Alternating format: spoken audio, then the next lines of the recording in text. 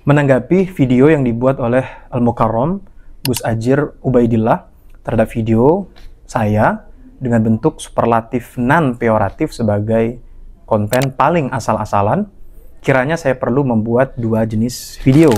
Yang pertama adalah tanggapan saya terhadap interpretasi Gus Adjir terhadap video yang saya buat, dan yang kedua, penjelasan saya terhadap video yang saya unggah 10 Oktober lalu. Apa orang Indonesia di abad-abad yang lalu tidak akrab dengan kehebohan soal karomah? Mohon maaf, kami justru memiliki beberapa data tentang karomah ulama Nusantara. Pertama, di sini Gus Adjir membeberkan referensi soal karomah ulama Indonesia. Jujur saya cukup kecewa karena akhirnya saya terpaksa untuk mengingatkan khalayak soal yang paling dasar dalam ilmu jadal, yaitu mahal niza. Titik beda agar perdebatan kita bisa nyambung. Apa orang Indonesia di abad-abad yang lalu tidak akrab dengan kehebohan soal karomah? Ibarat saya mengajak bicara di atas meja A, namun beliau dengan segala hormat lalu berbicara di atas meja B. Lantas para konstituen beliau mengurumuni beliau dengan bersorak-sorai yang bagi konstituennya Gus Adjir tengah beranteraksi demikian hebat menguliti argumen saya di atas meja B. Ada mutawafuq fi siyaqil kalam. Konteks argumen saya apa, lalu dijawab oleh beliau apa. Di video ini saya tidak menafikan karomah, saya tidak menyebut ulama Indonesia tidak punya karomah. Mau dari mana saja datangnya karomah itu, ulama Indonesia kah, Yaman kah, Belanda kah, dan lain-lain. Berdasarkan buku-buku yang pernah saya baca, guru-guru yang pernah saya reguk ilmunya, dengan anggukan kepala yang sangat dalam, saya sampaikan bahwa karomah itu ada. Apa orang Indonesia di abad-abad yang lalu tidak akrab dengan kehebohan soal karomah? Yang saya maksudkan di sini adalah mengajak publik untuk mengingat-ingat soal diskursus keagamaan di tanah air, al-khitab ad-dini, yang selalu mengalami perkembangan dari waktu ke waktu. Itu kita tidak lupa di akhir 90-an, diskursus yang asyik dibahas adalah pertentangan soal liberalisme melawan tradisionalisme. Di rentang 2010 sampai 2020 kira-kira perdebatan masyarakat berkisar soal pertentangan antara Islam yang keras yang ingin mendirikan khilafah dengan Islam yang lemah lembut yang mencerminkan nilai-nilai kenusantaraan. Nah, sekarang khitab ad-dini atau diskursus keagamaan kita sedang berkisar soal percaya karomah dan tidak percaya karomah, anti Yaman dan cinta Yaman. Belajar dari pengalaman dialog-dialog sebelumnya yang selalu memakan korban karena pemuka agama yang sangat reaktif, maka jangan sampai di episode perdebatan episode kali ini hal serupa terjadi. Intinya, di pusaran inilah video saya itu lahir. Video yang bukan sedang menafikan karomah, yaitu berupa tinjauan historis yang mengikuti kaidah tarikh at-tasalsul az-zamani. Sebuah fenomena terjadi secara bertahap dan multifaktor. Dan video itu sama sekali bukan pembahasan fikih atau teologis soal ada atau tidaknya karomah. Pemaparan beliau soal ulama Indonesia seperti Imam Nawawi, Kiai Soleh Darat, Mbah Hasyim Asy'ari yang belajar kepada ulama Ba'alawi, ini bagus, baik sekali. Tapi kalau digunakan sebagai atribut penumbang argumen video saya, sungguh tidak tepat. Teman-teman semua, kita harus legowo dan menerima bahwa fakta para ulama Nusantara ini tidak belajar di Tarim. Kendati demikian, kita semua menganggukkan kepala bahwa para ulama Nusantara ini belajar ke ulama Yaman di luar Tarim. Saya dan Anda sepakat soal itu. Nah, tentu teman-teman bertanya, memang apa sih bedanya poin soal belajar di Tarim dengan belajar kepada ulama Yaman di luar Tarim? Tahu tidak bedanya? Orang Indonesia yang belajar kepada ulama Yaman di luar kota Tarim itu akan menghasilkan orang-orang seperti masyayikh tadi. Tapi orang Indonesia yang hanya belajar di Tarim dan garis bawahi, yang hanya memakan doktrin epistemologi tunggal memahami kebenaran, maka ia akan melahirkan thalibul ilm mania karomah yang lebih memilih mengutuskan guru dengan cerita karomah dibanding prestasi akademik. Kenapa soal Tarim ini penting? Sebab Mona Abaza dalam bukunya berkata bahwa iklim akademik di suatu tempat mempengaruhi pola pikir dan cara bersikap orang yang belajar di sana. Dan ini sebenarnya teman-teman tidak hanya berlaku untuk Tarim saja.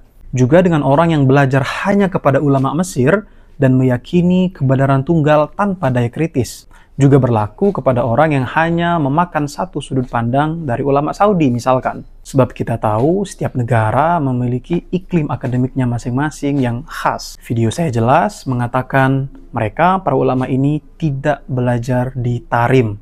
So, wajar saya bingung, saya bahas apa, lalu dijawab dengan apa. Dan kepada sahabat-sahabat yang mengharapkan saya mendatangkan dalil pembanding yang membantah bahwa ulama seperti Imam Nawawi belajar kepada beberapa ulama Yaman yang ada di Mekah misalkan, sekali tidak bisa karena saya membaca buku itu dan di titik itu kita sepakat bahwa para ulama ini memang berguru kepada beberapa ulama Yaman juga, dan itu normal. Tidak ada salahnya belajar dimanapun, di Yaman, di Mesir, di Tunisia, di Indonesia bahkan, tidak ada salahnya.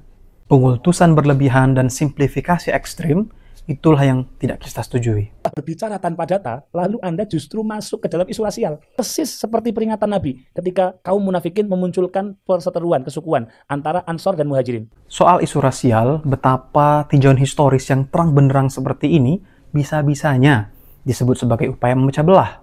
Saya hanya sedang memaparkan fakta historis di era kolonial Belanda, bukan fenomena sosial di Indonesia hari-hari ini. Saya tidak menghimbau orang untuk berlaku rasis, tapi siapa yang bisa menyangkal fakta historis kelas sosial di era Belanda ini? Kenapa soal ini saya maksudkan? Karena Ania Lumba membuat buku Kolonialisme dan Pasca Kolonialisme, faktor kolonial berpengaruh besar terhadap alam pikiran penjajah, termasuk soal golongan Arab Yaman ini. Lalu soal eksklusivisme Arab Hadrami, ini bukan pengetahuan langka. Bisa diakses secara paripurna oleh siapapun. Bahwa memang ada nuansa eksklusivisme dalam tubuh masyarakat Arab Hadrami yang mewujud dalam keputusan menolak pernikahan campur. Bukan klaim saya, tapi ini adalah fakta sejarah dengan ditandai pecahnya Jami'atul Khair menjadi Al-Irsyad yang dengan berbagai macam alasan telah menolak pernikahan campur ini. Dan kalau teman-teman perhatikan, saya sama sekali tidak menafikan peran Arab Hadrami